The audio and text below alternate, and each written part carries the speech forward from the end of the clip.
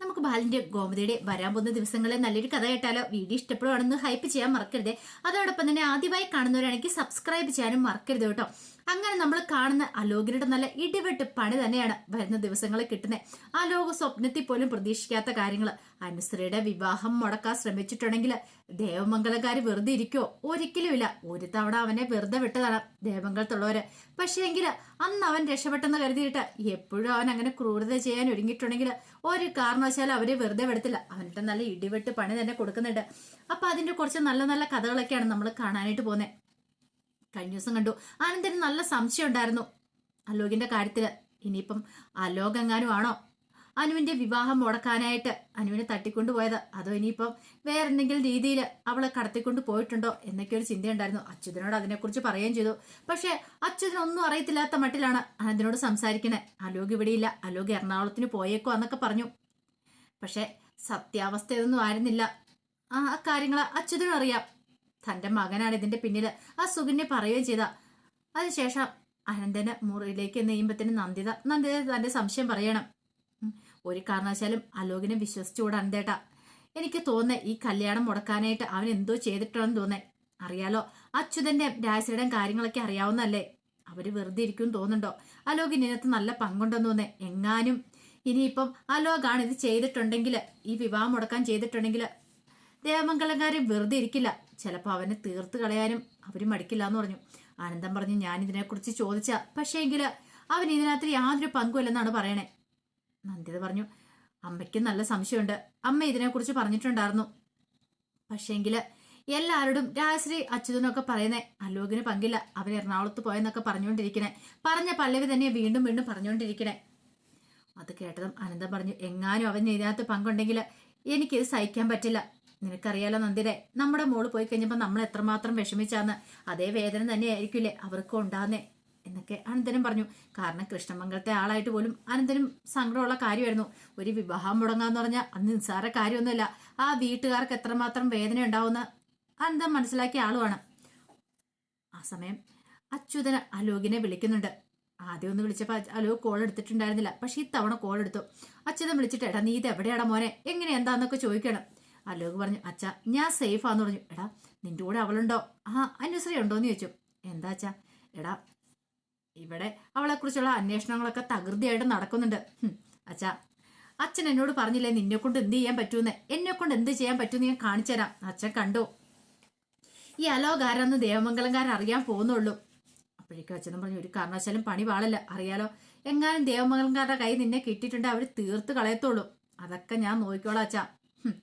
ഇനിയിപ്പം ഞാൻ കളിക്കുന്ന പോലെ ഇരിക്കും കാര്യങ്ങളൊക്കെ മുന്നോട്ട് പോകുന്നേ. ഒരു കാരണവശാലും ദേവമംഗലംകാരെ തല ഉയർത്തിപ്പിടിച്ചിന് നടക്കത്തില്ല. ഈ അലോക് തീരുമാനിക്കും കാര്യങ്ങളൊക്കെ എന്ന് പറഞ്ഞു. പിന്നീട് അച്യുതനോട് പറഞ്ഞു, ഒരു കാര്യം ഉറപ്പാ, കല്യാണം മുടങ്ങിയെന്ന് അറിഞ്ഞു കഴിയുമ്പോഴത്തേനും ദേവമംഗലത്തേക്ക് ജീവന്റെ വീട്ടുകാരെ വരും. അവര് വന്നു കഴിയുമ്പോൾ എന്നെ ഒന്ന് വിളിച്ചറിയിക്കണം. എനിക്കൊരു കളിയും കൂടെ ബാക്കിയുണ്ടെന്ന് പറഞ്ഞു. ശരി, അതൊക്കെ ഞാൻ പറഞ്ഞോളാന്ന് പറഞ്ഞു. അങ്ങനെ കോള് കട്ട് ചെയ്തിട്ട് അനുവിന്റെ അടുത്തേക്ക് അലോക് വന്നു.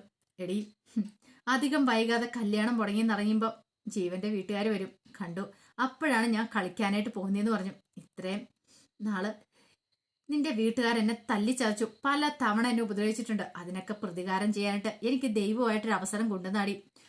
അവന് കരയുവാണ്. അലോകെ, എന്നെ പ്ലീസ്, എന്നെ ഒന്ന് അഴിച്ചുവിട്, എന്നെ ഉപദ്രവിക്കരുത്. നിന്റെ കാലി പിടിക്കാൻ ഞാൻ. അതിന് മാത്രം ഒരു ദ്രോഹം നിന്നോട് ഞാൻ ചെയ്തിട്ടില്ലല്ലോ.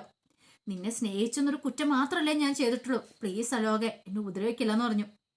നിന്നെ ഉപദ്രവിക്കില്ലടി, നിന്റെ കല്യാണം ഞാൻ നൈസായിട്ട് അങ്ങോട്ട് മുടക്കും. നിനക്ക് ഒരു കാരണവശാലും ഇനി ഒരു ചെക്കൻ നിന്നെ കല്യാണം കഴിക്കാൻ വരില്ല. അമ്മാതിരിയായിരിക്കും ഞാൻ പ്രകടനം നടത്താൻ പോകുന്നത്. നിനക്ക് എന്നെ കുറിച്ച് അറിയത്തില്ലാത്തോണ്ട നീ എന്താ വിചാരിച്ചേ? നിന്നോടുള്ള പ്രണയം മൂത്ത് നിന്റെ പിന്നാലെ ഞാൻ നടന്നാന്നോ? ഹെടി, നാട്ടിൽ വേറെ പെൺകുട്ടികളില്ലേ, പാലയർക്കുകാരൻ ബാലന്റെ മോള് എന്തൊക്കെ പറഞ്ഞ് അധിക്ഷേപിക്കണം. അനുവിനും ഭ്രാന്തെടുത്തു. ഇവനെപ്പോഴൊരു ദുഷ്ടനെയാണല്ലോ താൻ മനസ്സിൽ കൊണ്ടുവരുന്നേ. തന്റെ അച്ഛനും അമ്മയൊക്കെ പറഞ്ഞ് എത്ര കൃത്യമായിരുന്നു. ഒന്നും വേണ്ടിയിരുന്നില്ല എന്നൊരു തോന്നല്. കാരണം താനാണ് ഈ പ്രശ്നത്തിലെല്ലാം കാരണം. തന്റെ അമ്മ തന്നെ പലവട്ടം ഉപദേശിച്ച. അന്നൊക്കെ താന് അലോകിന്റെ പ്രണയം ദിവ്യ പ്രണയമാണെന്നും പറഞ്ഞ് നടന്നു. അവൻ ഇത്രയ്ക്ക് ദുഷ്ടനാണെന്ന് താൻ അറിഞ്ഞിട്ടുണ്ടായിരുന്നില്ല. അച്ഛനും അമ്മയും പറയുന്ന അനുസരിച്ചാൽ മതിയായിരുന്നു. ഇവൻ കാരണം എന്തൊക്കെ ദുഷ്ടപ്രവർത്തികളാണ് ഇവൻ ചെയ്തേ. കുടുംബത്തിൽ എന്തൊക്കെ നഷ്ടങ്ങളുണ്ടായത്. തന്റെ ആനന്ദന്റെ ദേവിയടത്തിന്റെ കുഞ്ഞു വരെ നഷ്ടപ്പെട്ടു. ഇവൻ കാരണം ഇവനെ അങ്ങനെ വെറുതെ വിട്ടുകൂടാ. എങ്ങനെയെങ്കിലും ഇവിടുന്ന് രക്ഷപ്പെട്ടേ മതിയാവുള്ളൂ. പക്ഷെ എന്ത് ചെയ്യണമെന്നൊന്നും അനുസരിക്ക് അറിയണ്ടായിരുന്നില്ല. ആ സമയത്ത് സുകന്യക്ക് നല്ല ടെൻഷൻ ഉണ്ടായിരുന്നു. എങ്ങാനും പിടിക്കപ്പെടുക, തന്റെ കള്ളത്തരം പിടിക്കപ്പെട്ട ഇനി തനിക്ക് ഇവിടെ നിലനിൽപ്പില്ല എന്നുള്ള കാര്യങ്ങൾ അറിയാം. പിന്നീട് സുകന്യ കൃഷ്ണമംഗലത്തേക്ക് വീണ്ടും വരുന്നുണ്ട്. കൃഷ്ണമംഗലത്ത് വന്നിട്ട് അച്യുതനോടും രാജനോടും ഒക്കെ സംസാരിക്കുന്നുണ്ട്. ദേ, ഒരു കാര്യം ഞാൻ പറഞ്ഞേക്കാം, ദൈവത്തെ ഓർത്ത് എന്റെ പേര് ഇതിനകത്തേക്ക് വലിച്ചിഴിച്ചിട്ടേക്കരുത്. എങ്ങാനും ഇനി നാളെ ഒരു പ്രശ്നം ഉണ്ടായിട്ടുണ്ടെങ്കിൽ എന്നെ വെറുതെ വിട്ടേക്കണമെന്ന് പറഞ്ഞു. അത് കേട്ടപ്പോൾ രാജശ്രീ പറഞ്ഞു, നീ പേടിക്കണ്ട സുകനെ, നിനക്കൊരു പ്രശ്നം ഉണ്ടാകാൻ പോകുന്നില്ലെന്ന് പറഞ്ഞു. എന്നാലും എനിക്ക് നല്ല ഭയമുണ്ട്. ദേവമംഗലങ്ങളുടെ കാര്യം അറിയാലോ, പിന്നെ ധർമ്മേട്ടന്റെ എങ്ങാനും ഞാനാണ് അനുവിനെ ഇങ്ങോട്ടേക്ക് പറഞ്ഞു വിട്ടേന്ന് പറഞ്ഞ, അലോകിനോടൊപ്പം പറഞ്ഞു വിട്ടേന്ന് പറഞ്ഞാൽ തീർന്നതോടുകൂടി. എനിക്കറിയില്ലായിരുന്നു അവൻ ഇങ്ങനൊരു ചതി ചെയ്യുന്ന. ഒരു കാര്യം ചെയ്യാം, ഞാൻ വിളിച്ചിട്ട് അവൻ കോൾ എടുക്കുന്നില്ല, നിങ്ങൾ ആരെങ്കിലും ഒന്ന് വിളിച്ചു പറ അവളെ ഒന്ന് കൊണ്ടുവന്ന് വിടാനായിട്ട്. എനിക്ക് നല്ല പേടിയുണ്ടെന്ന് പറഞ്ഞു. അച്യുതൻ പറഞ്ഞു, നീ ഒന്ന് അടങ്ങിയിരിക്കും സുകന്യെ, നീ ഇങ്ങനെ പേടിച്ചാലോ നിന്റെ പേര് ഒരു കാരണവശാലും ഒരിടത്ത് വരാൻ പോകുന്നില്ല.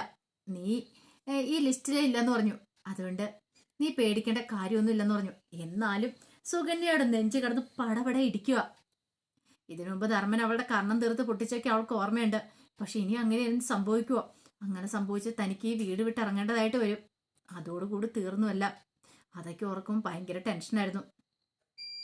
ആ സമയത്ത് ആനന്ദ് ശ്രീദേവിയുടെ അടുത്തേക്ക് ചെല്ലുന്നുണ്ട്. ശ്രീദേവിനെ വിളിച്ചിട്ട് മുറിയിലേക്ക് എന്നിട്ട് പറഞ്ഞു, സത്യം പറയടി, നിനക്ക് എന്തെങ്കിലും പങ്കുണ്ടോ? ഈ വിവാഹം നടന്നു കഴിഞ്ഞിട്ടുണ്ടെങ്കിൽ നിന്നെ ഞാൻ വീട്ടിൽ കൊണ്ടേ വിടുമെന്ന് പറഞ്ഞിട്ടുണ്ടായിരുന്നു. അപ്പൊ അതുകൊണ്ടാണോടി നീ വിവാഹം മുടക്കാനായിട്ട് എന്തെങ്കിലും ചെയ്തിട്ടുണ്ടോ എന്നൊക്കെ ചോദിച്ചുകൊണ്ട് ദേവിയോട് ദേഷ്യപ്പെടുവാണ്. ദേവിക്ക് ശരിക്കും സങ്കടം വന്നു. കാരണം മനസ്സാ വാച ഒന്നും അറിയത്തില്ലാത്ത കാര്യങ്ങളാ ആനന്ദ് പറയണേ. പിന്നീട് ആനന്ദ് പറഞ്ഞു, നീ പ്രാർത്ഥിച്ചിട്ടുണ്ടായിരിക്കും ഈ വിവാഹം മുടങ്ങണമെന്ന്, സത്യമല്ലേ എന്ന് ചോദിച്ചു. അപ്പോഴേക്കും ദേവിക്ക് സങ്കടമായി. ദേവി പറഞ്ഞു, ആനന്ദേട്ടാ ഇങ്ങനെ കണ്ണിച്ചോരയില്ലാത്ത വർത്താനം പറയരുത്. ഒരിക്കലും ഞാൻ അനുവിന്റെ വിവാഹം മുടങ്ങാനൊന്നും പ്രാർത്ഥിച്ചിട്ടൊന്നുമില്ല. അങ്ങനെ എനിക്ക് ചെയ്യാൻ പറ്റുമോ?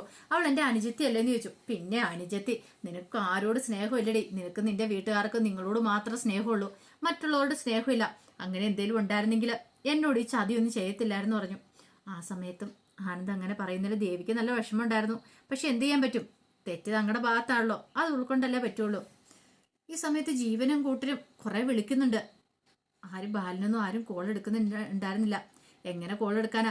ഇതുവരെയായിട്ട് ഒരു വിവരം കിട്ടിയിട്ടില്ല അനുവിനെ കുറിച്ച്. അപ്പൊ അനുവിനെ അന്വേഷിച്ച് എല്ലാരും പോയിട്ടൊക്കെ ഉണ്ട്. പക്ഷെ അവൾ എവിടെ എന്താന്നും അറിയത്തില്ല. അപ്പൊ അതിൻ്റെതായ ഒരു ടെൻഷൻ ഉണ്ടായിരുന്നു. വിളിച്ചിട്ട് കോൾ എടുക്കാതെ വന്നു. സമയത്ത് എത്താതെ വന്നു കഴിഞ്ഞപ്പോഴത്തേനും ജീവനും വീട്ടുകാരും കൂടെ ദേവമംഗലത്തേക്ക് വരുവാണ്. അങ്ങനെ ജീവന് കാറ് വന്ന് ഇറങ്ങുന്ന സമയത്ത് മീനാക്ഷി അകത്തേക്ക് ഓടി ചെന്നിട്ട് ബാലിനോടും ഗോമതിയോടും പറഞ്ഞു, അച്ഛാ അതെ ജീവനൊക്കെ വരുന്നുണ്ട്, ഇനി എന്താ ചെയ്യുന്നതെന്ന് ചോദിച്ചു. അപ്പോഴേക്കും ഗോമതിയുടെ നെഞ്ചി പിടപെട ഇടിക്കാൻ തുടങ്ങി. ബാലേട്ട, നമ്മൾ എന്താ പറയണ്ടേ? അനുവിനെ കണ്ടില്ലെന്നോ? എനിക്കറിയില്ല. എന്താന്ന് വെച്ചിട്ടുണ്ടെങ്കിൽ ആകെ പട വല്ലാത്തൊരു ടെൻഷനായിരുന്നു, മനസ്സിനറിയും. ഈ സമയം രാജശ്രീ അലോകിനെ വിളിക്കണം. അലോകിനെ വിളിച്ചിട്ട് രാജശ്രീ കാര്യങ്ങൾ പറയണം.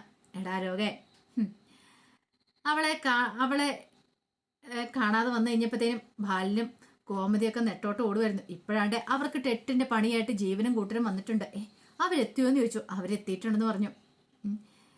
കല്യാണപ്പെണ്ണിനെ കാണാതെ വന്നു കഴിഞ്ഞപ്പോൾ അവരന്വേഷിച്ച് വീട്ടിലേക്ക് വന്നിട്ടുണ്ടെന്ന് പറഞ്ഞു. ശരി അമ്മ, അമ്മ വെച്ചോ, ഇനിയാണ് എനിക്ക് പണിയെന്ന് പറഞ്ഞു. അങ്ങനെ അനുവിൻ്റെ അടുത്തേക്ക് വന്നിട്ട് പറഞ്ഞു, വാ നമുക്ക് പോവണ്ടേന്ന് ചോദിച്ചു. എങ്ങോട്ട്? നീ വാടി, ഒരു രാത്രി മൊത്തം നീ എൻ്റെ കൂടെയാണെന്നുള്ള കാര്യങ്ങളൊക്കെ എനിക്ക് പോയി പറയണ്ടേ, മര്യാദയ്ക്ക് എൻ്റെ കൂടെ വരാനൊക്കെ പറഞ്ഞ് കയ്യെ പിടിച്ച് വലിച്ചോണ്ട് അവിടുന്ന് പുറത്തേക്ക് ഇറങ്ങുവാണ് ആ റൂമിനകത്തുനിന്ന്. അനുവിന് എന്ത് ചെയ്യണമെന്നറിയില്ല. അങ്ങനെ അവളെ വലിച്ച് വണ്ടിക്കകത്തേക്ക് കയറ്റി നേരെ ദേവമംഗലത്തേക്ക് കൊണ്ടുപോകാനായിട്ട് ഒരുങ്ങണം. ആ സമയത്ത് അനു പറഞ്ഞു, വീട് എന്നെ വിടാനൊക്കെ പറഞ്ഞ് അലറുന്നുണ്ട്. പക്ഷെ അലോക സമ്മതിച്ചില്ല. എടി, ഞാൻ നിന്നെ കുറിച്ചുള്ള കാര്യങ്ങളൊക്കെ ചെന്ന് പറയാൻ പോവാ. നീ എൻ്റെ കൂടെ ഇറങ്ങി വന്നു, ഇന്നലെ ഒരു രാത്രി എൻ്റെ കൂടെ ആയിരുന്നു. ഇനിയിപ്പോൾ ആരും വിശ്വസിക്കില്ലടി. ഈ പറയുന്ന നിന്നെ കെട്ടാൻ പോകുന്ന പയ്യൻ പോലും വിശ്വസിക്കില്ല. അതോടുകൂടി കല്യാണമൊക്കെ മുടങ്ങുമെന്ന് പറഞ്ഞു. അനുവിന് എന്ത് ചെയ്യണമെന്നറിയില്ല. ഒടുവില് വീടിന്റെ കുറച്ചപ്പുറത്ത് മാറിക്കൊണ്ടുവന്ന് വണ്ടി നിർത്തിയിട്ട് അനുവിന്റെ കയ്യെ പിടിച്ച് ഇറക്കുവാണ്. വാടിയെന്നും പറഞ്ഞ് പിടിച്ച് വലിക്കുമ്പോഴത്തേനും അനു പറഞ്ഞു, വിടാലോകെ, വേണ്ട, ചെയ്യല്ലെന്ന് പറഞ്ഞു. എടി, ഒരു കാര്യം കൂടെ വേണേം ചെയ്യാം, ഈ താലി നിന്റെ കഴുത്തിലേക്ക് കെട്ടിയേക്കാം, കെട്ടട്ടെന്ന് ചോദിച്ചു. വേണ്ട അലോകെ, വേണ്ടെന്നൊക്കെ പറയണം. പക്ഷേ എങ്കിൽ ആലോക എന്ത് ചെയ്തു, ബലമായിട്ട് അവളുടെ കയ്യിലേക്ക് കയറി പിടിച്ചു കഴിഞ്ഞപ്പോഴത്തേനും അനുവിന് പിന്നെ എന്ത് ചെയ്യണമെന്നറിയത്തില്ല. വല്ലാത്ത വെപ്രാളമായി. അനു കിടന്ന് അലറി വിളിക്കുന്നുണ്ട്. പക്ഷെ ആ പ്രദേശത്ത് ആ ഭാഗത്തെങ്ങും ആരും ഉണ്ടായിരുന്നില്ല. അനുവിന് മനസ്സിലായി, ഇവിടുന്ന് രക്ഷപ്പെടണമെങ്കിൽ എന്തേലും മാർഗം പ്രയോഗിച്ചാൽ മതിയുള്ളൂ, അല്ലെങ്കിൽ ഇവൻ തന്റെ ജീവൻ നശിപ്പിക്കും. ഇവനെപ്പോലൊരു ദുഷ്ടനോടൊപ്പം ജീവിച്ചു തീർക്കാനുള്ള തന്റെ ജീവിതം ഇവൻ തന്നെ ജീവൻ നശിപ്പിച്ചിട്ടുണ്ടെങ്കിൽ ഒരു നിമിഷം അനുവിന് സമനില തെറ്റുന്ന പോലെ തോന്നി. എന്താണെങ്കിലും അലോകിന്റെ പിടിയിൽ നിന്ന് രക്ഷപ്പെടാൻ തന്നെ അനു തീരുമാനിക്കുകയാണ്. ഈ സമയത്താണ് ആര്യനും ആകാശവും ഒക്കെ അനുവിനെ അന്വേഷിച്ചാൽ വരുന്നത്. എന്താണെങ്കിലും കൃത്യസമയത്ത് തന്നെ കാണുന്നുണ്ട്. അലോകിന്റെ കാര്യത്തിലൊരു തീരുമാനമായി. അലോകിന്റെ പിടിയിൽ നിന്നും അനുവിനെ അവർ രക്ഷിക്കുന്നുണ്ട്. അങ്ങനെ രക്ഷിച്ച് വീട്ടിലേക്ക് കൊണ്ടുവരുവാണ്. ഈ സമയത്ത് ബാലനും കോമതിയൊക്കെ ആകെപ്പാടെ വല്ലാത്തൊരു വെപ്രാളത്തിലായിരുന്നു. ജീവനോടും കുട്ടിയോടും എന്ത് പറയണമെന്ന് അറിയത്തില്ലാത്തൊരു ടെൻഷനിലായിരുന്നു. പിന്നീടാണ് ബാലന കാര്യങ്ങളൊക്കെ പറയുന്നത്. അനുവിനെ കാണുന്നില്ലെന്ന് കാര്യങ്ങളൊക്കെ പറയുന്നുണ്ട്. അപ്പോഴേക്കും അനുവിനെ കൂട്ടിക്കൊണ്ട് അവർ വന്നിട്ടുണ്ടായിരുന്നു. പക്ഷെ അനു നേരത്തെ തന്നെ ജീവനോട് കാര്യങ്ങൾ പറഞ്ഞിട്ടുണ്ടായിരുന്നു. അലോകിനെ കുറിച്ചുള്ള കാര്യങ്ങളൊക്കെ. പിന്നീട് നടന്ന കാര്യങ്ങളൊക്കെ അനു വിവരിക്കുകയാണ്. വിവരിച്ചു കഴിഞ്ഞപ്പോൾ പിന്നെ അലോക് വിചാരിച്ചുകൊണ്ടിരുന്ന കല്യാണം മുടങ്ങുമെന്നൊക്കെയാണ്. പക്ഷെ കല്യാണം ഒന്നും മുടങ്ങിയില്ല. ജീവനോട് കാര്യങ്ങളൊക്കെ നേരത്തെ സംസാരിച്ചുകൊണ്ടിരുന്നുകൊണ്ട് ജീവനും ഓക്കെ ആയിരുന്നു. പ്രശ്നങ്ങളൊന്നും ഉണ്ടായിരുന്നില്ല. അലോകിനിട്ട് നല്ല ഇടിവെട്ട് പണി തന്നെ കിട്ടുന്നുണ്ട്. അവന്റെ കൈയും കാലും ഒക്കെ എന്താണെന്ന് തല്ലി ഓടിക്കും. ആകാശവും ആനന്ദം എല്ലാവരും കൂടെ ചേർന്നിട്ട്. ഇനി ഒരു കാരണവശാലും അവനിങ്ങനെ ആരുടെ ക്രൂരത ചെയ്യരുത്. അതിന് വേണ്ടിയിട്ട്. കാരണം പെങ്ങളോട് അങ്ങനെ ഒരു ക്രൂരത ചെയ്തിട്ടുണ്ടെങ്കിൽ പൊറുക്കാൻ പറ്റുന്ന കാര്യമൊന്നും അല്ലല്ലോ. അങ്ങനെ എന്താണെങ്കിലും ചക്കിന് വെച്ചത് കൊക്കിന് കൊണ്ടുവന്നൊരു അവസ്ഥയിലേക്ക് കാര്യങ്ങളൊക്കെ പോകുന്നുണ്ട്. അപ്പൊ അതിന്റെ വിശേഷങ്ങളൊക്കെ നമ്മൾ കാണാൻ പോകുന്നേ. ഇനി കുറച്ച് നാളത്തേക്ക് എന്താളും അലോക തയ്യാറെടുത്ത് നടക്കത്തില്ല. അതിനുള്ള പണി കൊടുക്കുകയും ചെയ്യും. അതോടൊപ്പം തന്നെ സുകന്യയ്ക്ക് നല്ല പണി കിട്ടും. സുകന്യയും കൂടെ ചേർന്നിട്ടാണ് ഈ കളികളൊക്കെ പ്ലാൻ ചെയ്തതെന്നുള്ള കാര്യം അനു അധികം വൈകാതെ തന്നെ പറയുകയും ചെയ്യും. അതോടെ അറിഞ്ഞു കഴിയുമ്പോഴത്തേനും ധർമ്മ സുകന്യയുടെ കള്ളത്തരങ്ങളൊക്കെ കണ്ടുപിടിക്കും. അപ്പൊ അതിന്റെ വിശേഷങ്ങളൊക്കെ നമുക്ക് എല്ലാവർക്കും കാത്തിരിക്കാം കേട്ടോ.